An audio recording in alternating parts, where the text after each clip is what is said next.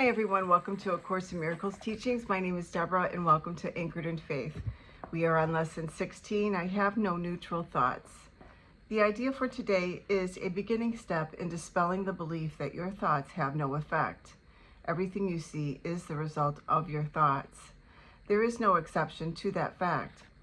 Thoughts are not big or little, powerful or weak. They are merely true or false. Those that are true create their own likeness. Those that are false make theirs. There is no self-contradictory concept then that of idle thoughts. What gives rise to the perception of a whole world can hardly be called idle. Every thought you have contributes to truth or to illusion. Either it extends the truth or it multiplies illusions. You can indeed multiply nothing, but you will not extend it by doing so.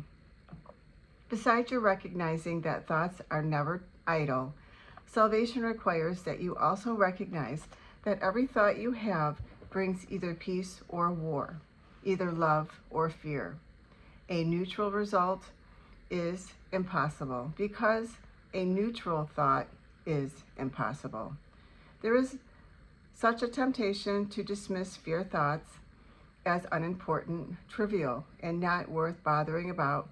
That is essential you recognize them all as equally destructive, but equally unreal. We will practice this idea in many forms before you really understand it.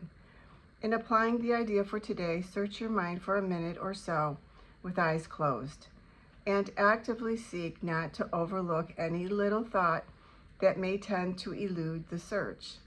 This is quite difficult until you get used to it. You will find that it is still hard for you not to make artificial distinctions. Every thought that occurs to you, regardless of the qualities that you assign to it, is a suitable subject for applying today's idea. In the practice periods, first repeat the idea to yourself, and then as each one crosses your mind, hold it in awareness while you tell yourself, this thought about blank is not a neutral thought. That thought about blank is not a neutral thought. As usual, use today's idea whenever you are aware of a particular thought that arouses uneasiness. The following form is suggested for this purpose. This thought about blank is not a neutral thought because I have no neutral thoughts.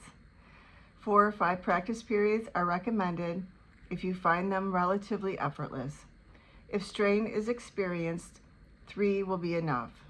The length of the exercise period should also be reduced if there is discomfort.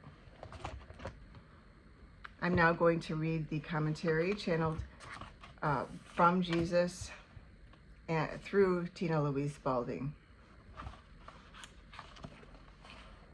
You are blessed beings indeed. I am that one you know as Jesus. This is an important lesson. I have no neutral thoughts. Many of you have thousands of thoughts a day of which you are blissfully unaware.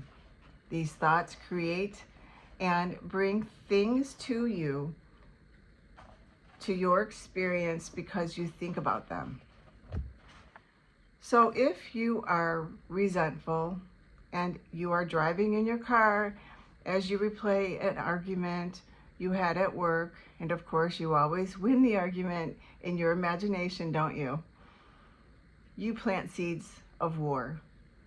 That is what you do. You choose with your free will to entertain an image of a battle and you win.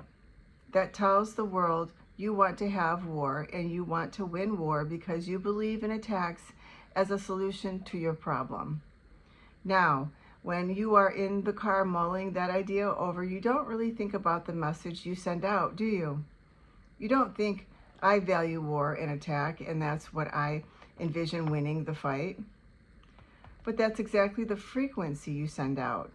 When you get home to your television screens and you see war, You are wiring your hands and say, or you are wringing your hands and saying, oh my goodness, what a terrible thing.